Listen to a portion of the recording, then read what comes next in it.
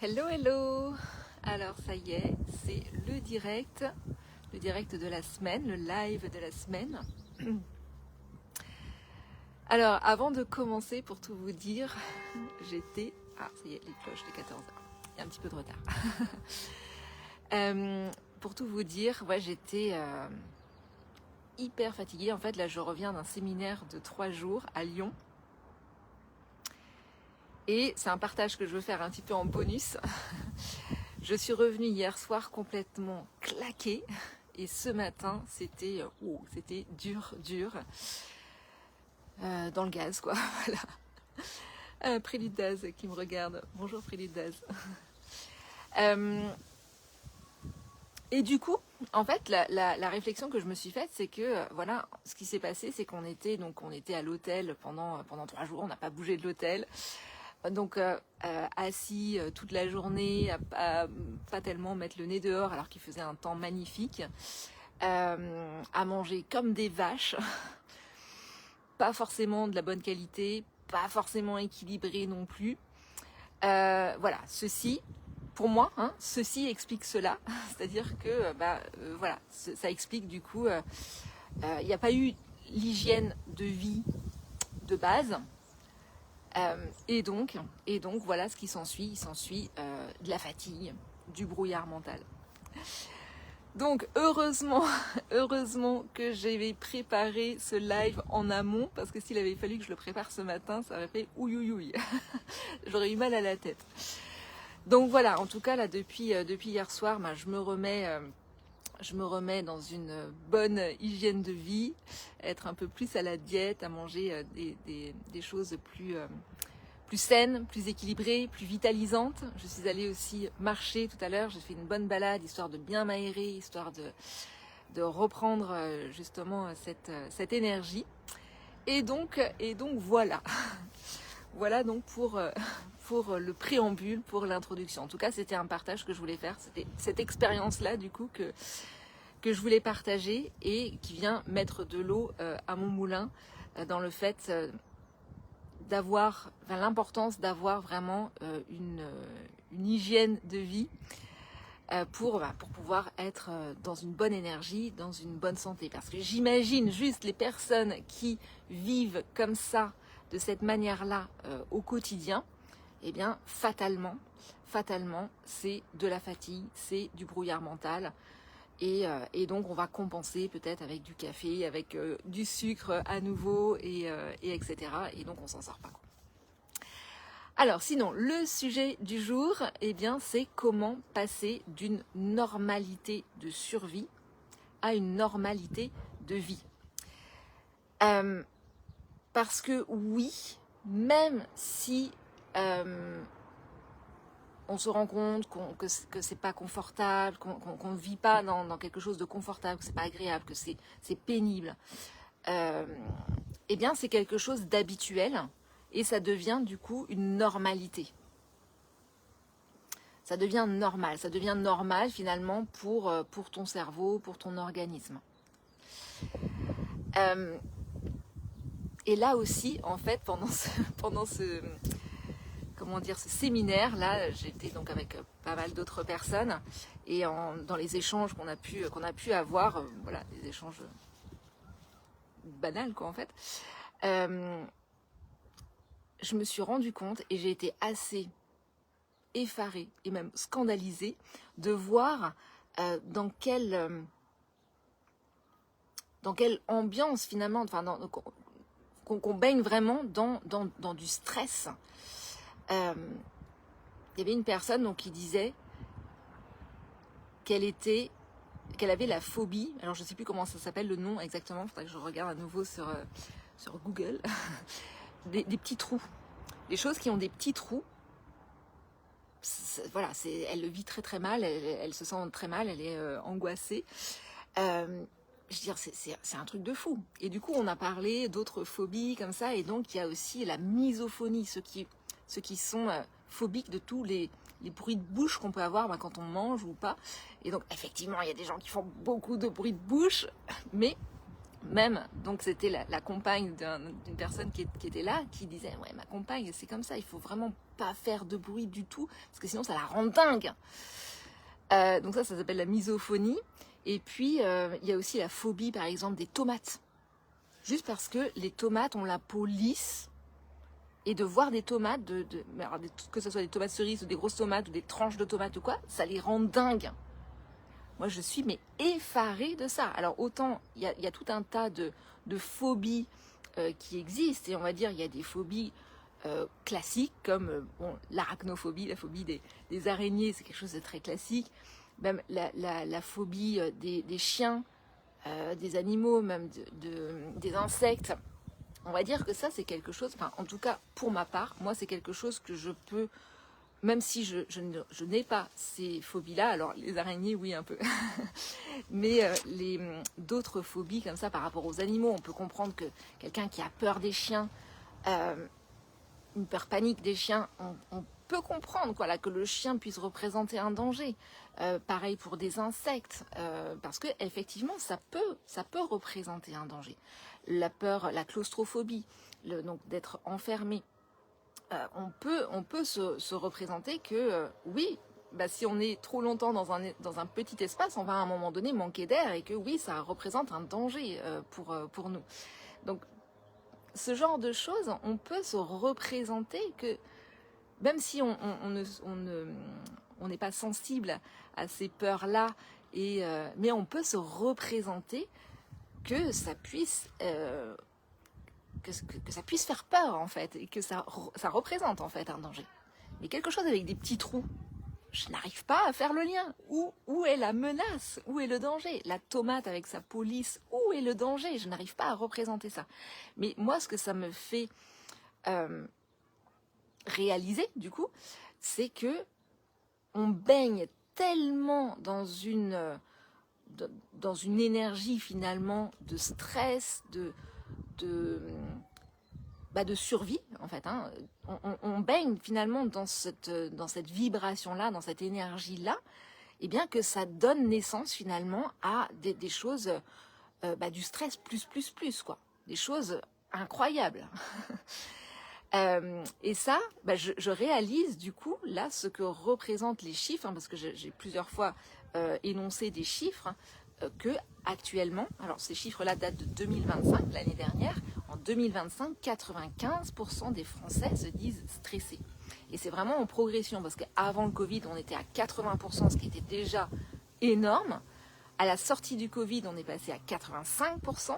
Et là, aujourd'hui, on est à 95%. Et donc ça se matérialise finalement, et ça se manifeste par ce genre de problèmes, de problématiques.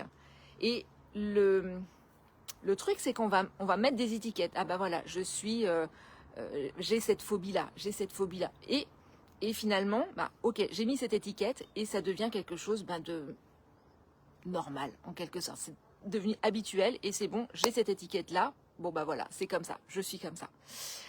De la même manière, il y avait une personne aussi qui me parlait de ASMR. Je ne connaissais pas ce que c'était. Et pour ceux qui sont has-been comme moi, eh bien, c'est des gens... Alors, c'est un acronyme en anglais. En fait, donc, c'est des gens qui vont chuchoter comme ça avec et raconter des choses en chuchotant. Et du coup, avec aussi des petits bruits de bouche comme ça. Et avec un petit scénario, quoi. Et ce truc-là, eh bien, ça vient calmer, ça vient apaiser. Et donc, cette personne-là, elle disait qu'elle ne pouvait pas s'endormir sans écouter ça, de l'ASMR. Et de l'ASMR en plus très précis, de l'ASMR médicale, en anglais. Donc, voilà, c'était... Je dis, bon, après tout, pourquoi pas, hein, c'est très bien si ça peut l'apaiser et calmer les angoisses. Et j'ai regardé un petit peu effectivement sur internet, il y a beaucoup de personnes qui calment leurs angoisses et qui s'apaisent grâce à ça et qui réussissent à s'endormir uniquement grâce à ça. Le problème, c'est que c'est en soi, why not, hein, c'est une ressource comme une autre pour pouvoir s'apaiser.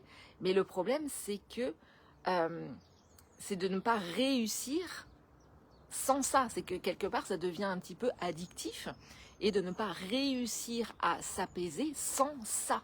Donc il y a bien que le système nerveux est toujours en action, est toujours en mode alerte, quoi, finalement. Le système nerveux est toujours en mode alerte et n'arrive pas à, euh, à retrouver le calme et la détente. Et c'est là où c'est flippant, quoi. Et du coup, là pour le coup, c'est la génération Z, hein, plutôt les plus jeunes, les moins de 30 ans, qui sont vraiment addicts de ça. Mais encore une fois, c'est ce qui prouve qu'on baigne vraiment dans une ambiance de stress. Voilà. Et ça, moi, ça me scandalise. Donc il est vraiment, vraiment temps de faire quelque chose. Et le truc, c'est que ça devient quelque chose de normal. Bah oui, voilà, je suis stressée. Bah oui, voilà, j'ai des angoisses. Bah oui, voilà, j'ai cette phobie. Bah oui, voilà, je suis comme ça. Bah oui, voilà. Et ça devient quelque chose de normal, d'habituel. Même si c'est pas confortable, même si c'est pénible, même si c'est vraiment pas agréable, bah c'est devenu quelque chose de normal. Donc, l'important, ça va être de venir changer sa norme. Et pour changer sa norme, eh bien, il faut sortir de sa zone de confort. On appelle ça la zone de confort. On ne devrait pas tellement l'appeler comme ça, parce que pour le coup, c'est pas forcément confortable. Mais en tout cas, c'est la zone de connu. Et tout ce qui est connu, voilà, on est à l'aise avec ça, avec le connu. Et ce qui fait peur, eh bien, c'est l'inconnu. Et donc, du coup, de sortir de cette zone de connu pour aller chercher l'inconnu, ou quelque chose qu'on a connu mais il y a longtemps et qu'on a oublié et qui n'est plus habituel, eh bien, oui, ça peut faire peur et ça peut être difficile. Alors, il y a deux catégories de personnes. Il y a les personnes qui ont conscience que, en gros, c'est pas normal entre guillemets, mais en tout cas, c'est pas quelque chose d'adapté, en fait, d'avoir ce stress-là, d'avoir ces phobies-là, d'avoir tout ça, qui ont conscience de ça, qui ont conscience que c'est devenu normal, mais qu'ils veulent autre chose. Et puis, il y en a d'autres qui n'en ont même pas conscience. Quelque part, que c'est pas normal, quoi. Que là, c'est pas de la vie, ça. Que c'est de la survie. Donc, des personnes qui sont stressées tout le temps, qui n'arrivent pas à se poser, qui sont tout le temps là pour les autres, mais sans s'occuper de soi, et donc qui s'oublient et qui sont épuisés, et qui n'ont du coup pas conscience de cet état de survie. Qui n'ont même pas conscience donc que c'est devenu leur norme, mais qu'il y a un autre possible. Donc voilà, alors, je te pose la question, toi qui me regardes en live ou toi qui me regarderas en replay, et tu peux répondre en commentaire, dans quel team penses-tu être ? Est-ce que jusque-là, jusqu'à ce live-là, tu n'avais pas conscience peut-être de cet état de survie, ou alors tu en as conscience depuis déjà un moment, que c'est devenu ta normalité, mais que tu aimerais justement avoir une autre normalité. Donc je te pose la question, voilà, et tu peux répondre en commentaire. Alors, du coup, j'avais annoncé donc que j'allais partager 3 clés justement pour pouvoir changer cette norme-là. Donc en 1, eh bien, il faut d'abord identifier qui est-ce que je veux devenir. Qui est-ce que je veux devenir ? Donc c'est vraiment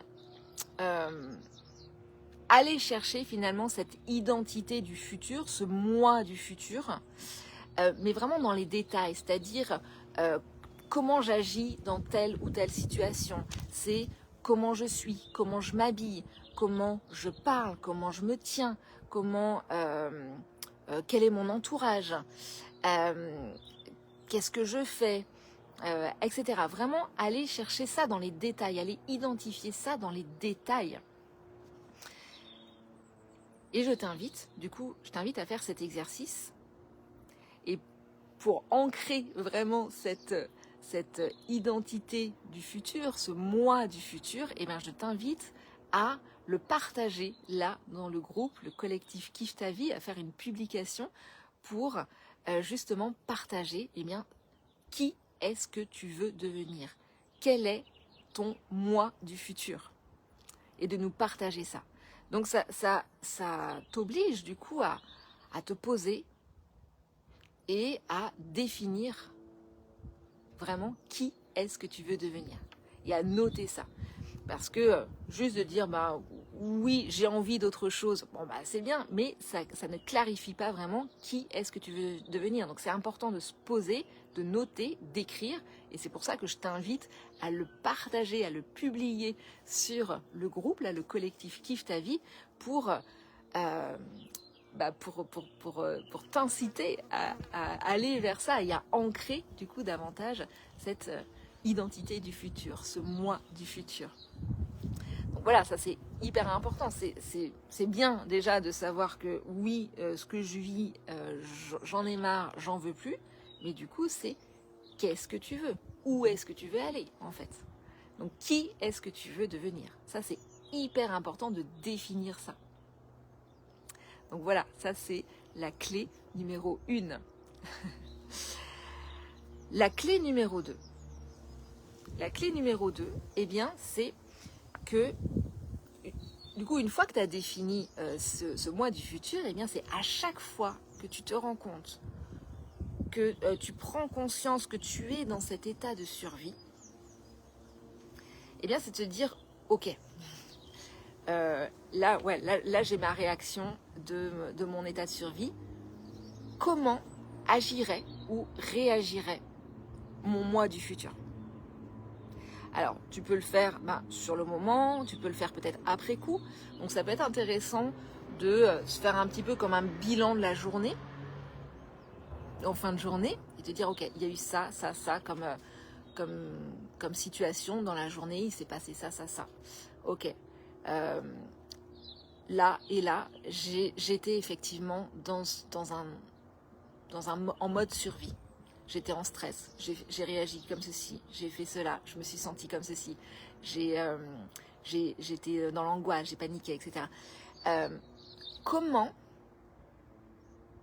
Donc on n'est pas dans le jugement par rapport à ça, c'est juste on est dans l'observation. Ok, j'ai fait ça, c'est pas pour se flageller et se dire vraiment je suis nulle, j'arriverai jamais, non.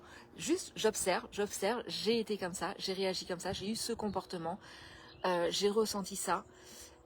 Oui, clairement, je suis dans un état de survie. J'étais dans un état de survie. Comment agirait, comment se comporterait, comment réagirait mon moi du futur? Et là, ça va permettre d'ancrer encore un petit peu plus cette nouvelle identité.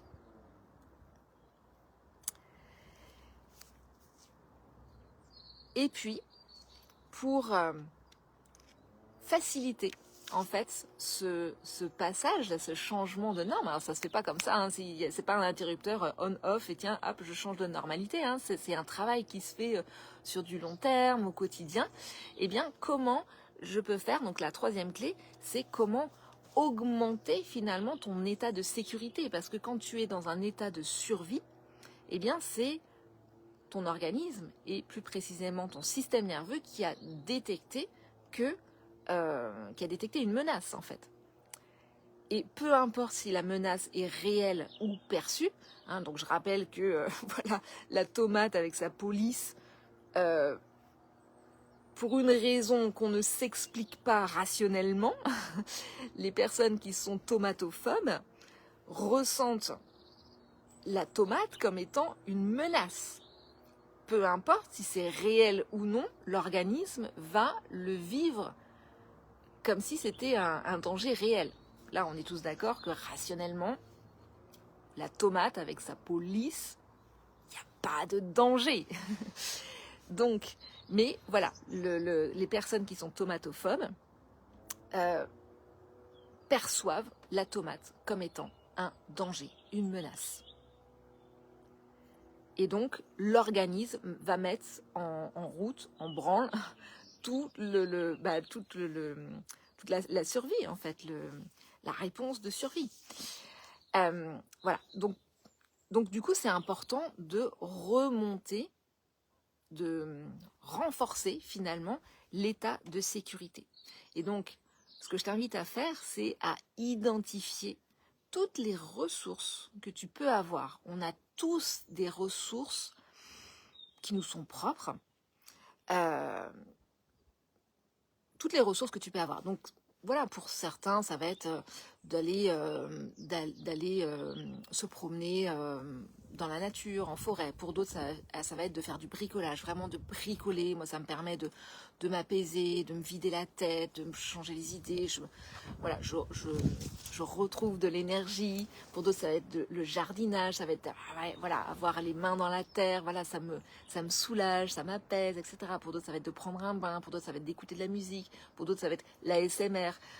Voilà, pour d'autres, ça va être d'être avec des amis. Pour d'autres, ça va être au contraire d'avoir des moments dans le calme.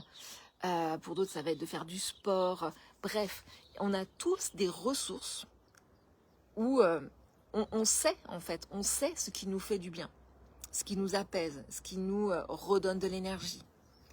Donc, on a tous des ressources. Donc, je t'invite, du coup, à lister ces ressources-là qui te sont propres et chaque jour d'utiliser au moins une de ces ressources, d'avoir un temps pour toi où tu vas utiliser une de ces ressources qui va te permettre donc de te régénérer, de te ressourcer, de t'apaiser.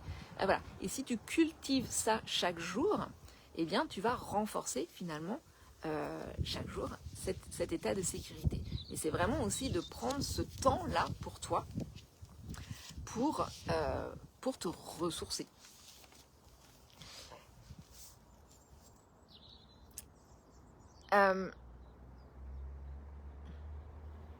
Donc voilà, et ça aussi tu peux le partager, ce sera avec grand plaisir que de partager. Ça peut d'ailleurs aussi donner des idées à d'autres que d'avoir ce partage finalement de ressources. Voilà, donc ça peut être fait soit dans une publication là aussi ou en commentaire sous cette vidéo, sous ce live. Alors, mais aujourd'hui, on va passer à la deuxième partie. Aujourd'hui, pourquoi tu restes coincé dans ce mode survie et dans cette normalité? Alors, je vais boire un petit coup parce que je sens que j'ai ma gorge qui se dessèche un peu.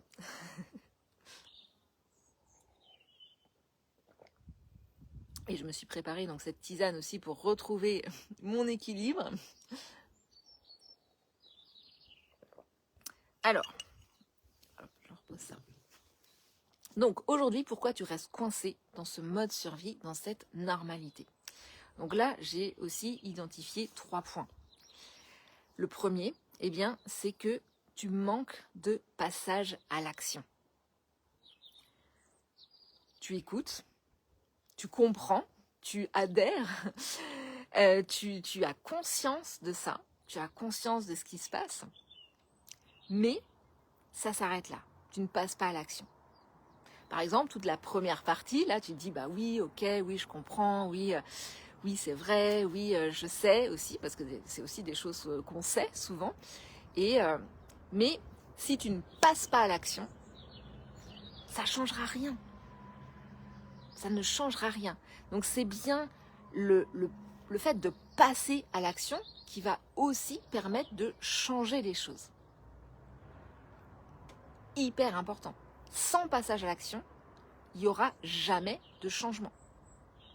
Donc c'est déjà bien d'avoir conscience des choses, mais si on s'arrête là, ça ne changera rien. Donc j'insiste là-dessus, c'est vraiment le passage à l'action qui va permettre le changement et qui va permettre les résultats.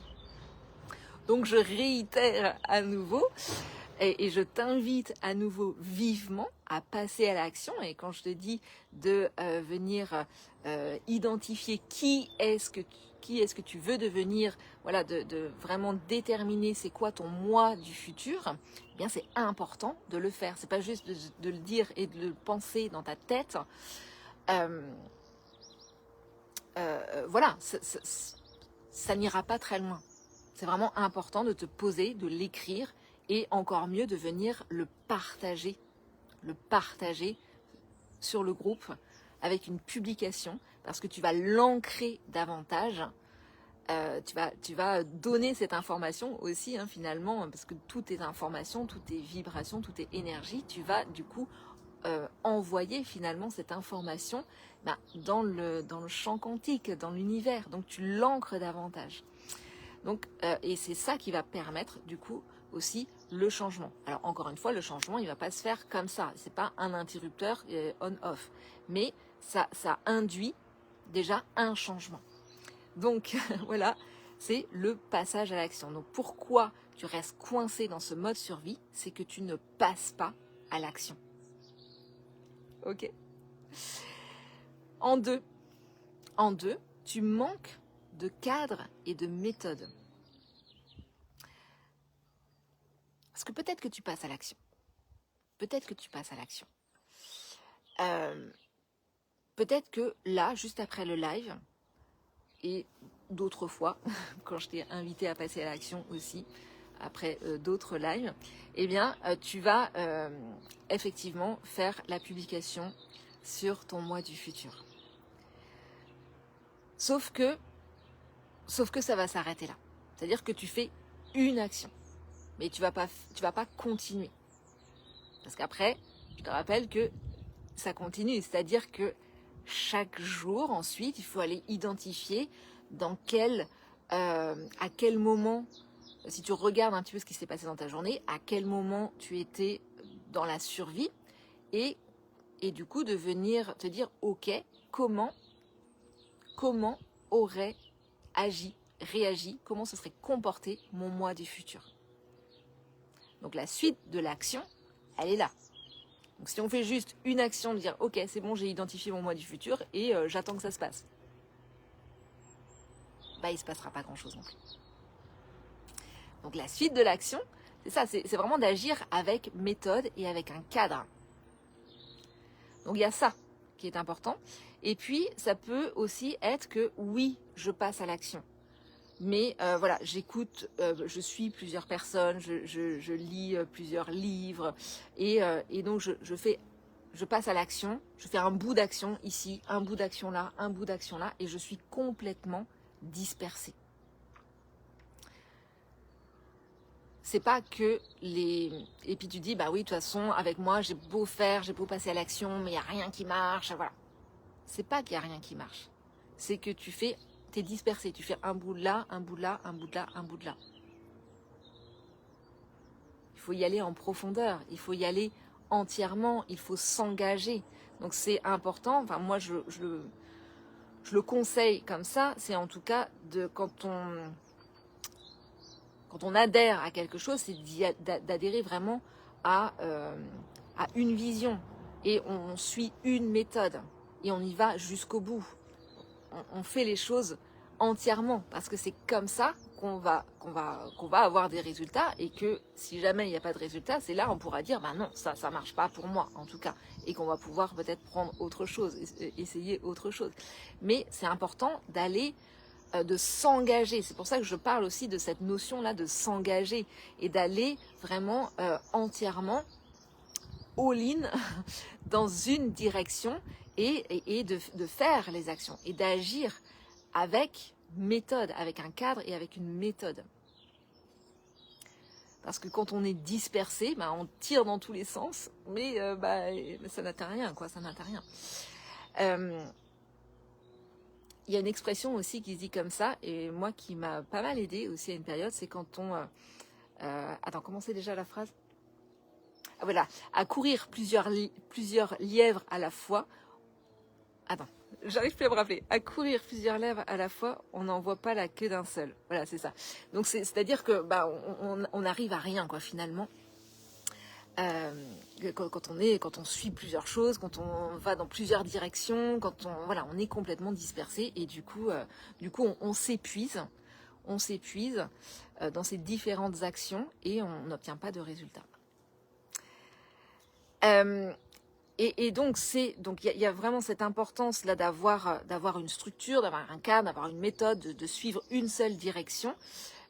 Et aussi, c'est la répétition.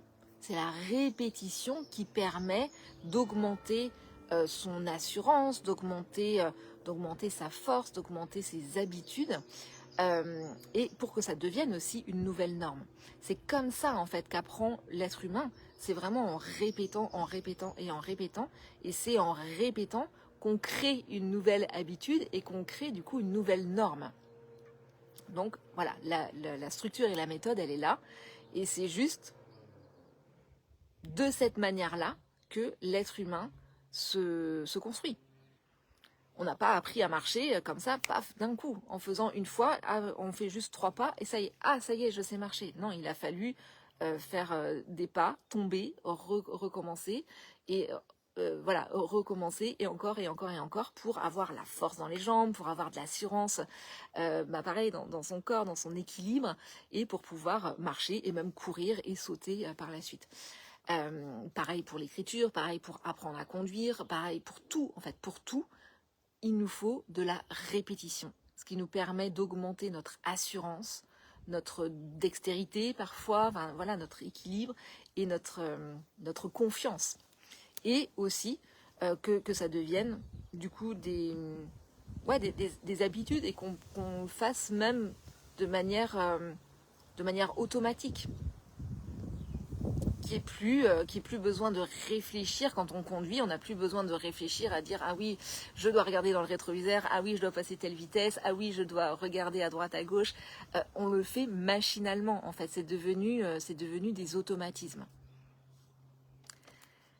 Et donc c'est par cette répétition-là, par cet engagement-là, par ces actions-là au quotidien qu'on va pouvoir changer ses habitudes et donc changer sa norme. Et en 3, pourquoi tu restes coincé dans ce mode survie et dans cette normalité? Eh bien, c'est parce que tu laisses l'extérieur diriger ta vie. C'est la faute de. C'est à cause de. J'ai pas le choix. Quand tu es dans cette posture-là, tu laisses le pouvoir aux éléments extérieurs. Tu te positionnes en tant que victime. C'est toujours de l'extérieur, c'est toujours la faute de quelqu'un ou de quelque chose, de cet événement. C'est à cause de et j'ai pas le choix, je subis. Voilà, je subis. Tu te positionnes en victime. Donc ça peut être des personnes, ça peut être les situations, ça peut être même la météo.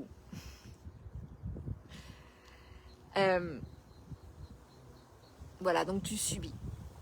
Mais en passant à l'action, eh bien, là, tu reprends les rênes. Tu rediriges ta vie. Donc, là, en toute honnêteté aussi, regarde ce qu'il en est pour toi. Observe les mots que tu emploies.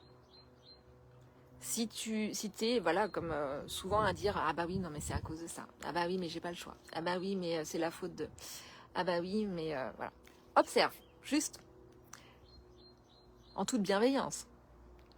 En toute bienveillance, quels sont les mots que tu emploies régulièrement?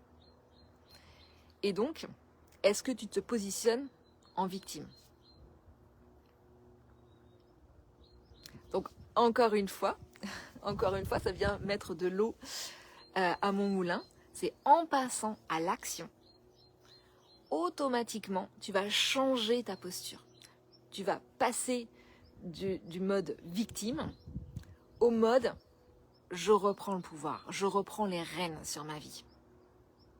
Et donc, plus tu feras ce changement-là en conscience, plus tu vas reprendre justement ce pouvoir sur ta vie.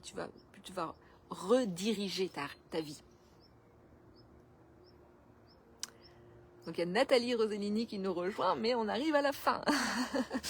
Donc bonjour Nathalie, je t'invite à regarder à nouveau ce live en replay, parce qu'on arrive à la conclusion. Donc pour conclure, voilà, je relance activement l'invitation à faire une publication Facebook, une publication là, dans ce groupe-là, on est entre nous, on est en train de faire justement l'exercice entre nous. Donc il n'y a pas de filtre à avoir, de le faire en toute authenticité, en partage authentique, et bien d'aller identifier qui est ton moi du futur, ton identité du futur. Et vraiment avec le plus de précision possible. Qui est-ce que tu veux devenir? Et en mettant le plus de précision possible. Et puis, ça peut être aussi les autres actions que je t'invite à faire, mais en tout cas déjà ça. Qui est ton moi du futur?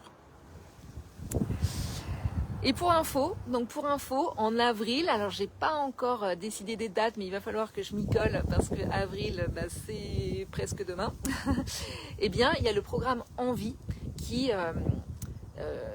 que je vais proposer et qui démarrera. Donc pour celles et ceux donc c'est pour toutes celles et ceux en fait qui veulent reprendre les rênes de leur vie avec justement avec une méthode, avec un cadre, avec une structure. Pour du coup passer de ce mode survie au mode vie. Pour celles et ceux qui sont intéressés, vous pouvez m'envoyer un petit message privé ou bien marquer Envie dans les commentaires et puis je vous enverrai du coup le lien d'inscription. Sur ce, merci en tout cas pour votre attention à toutes et tous, à ceux qui ont suivi en live et puis ceux qui suivront aussi en replay.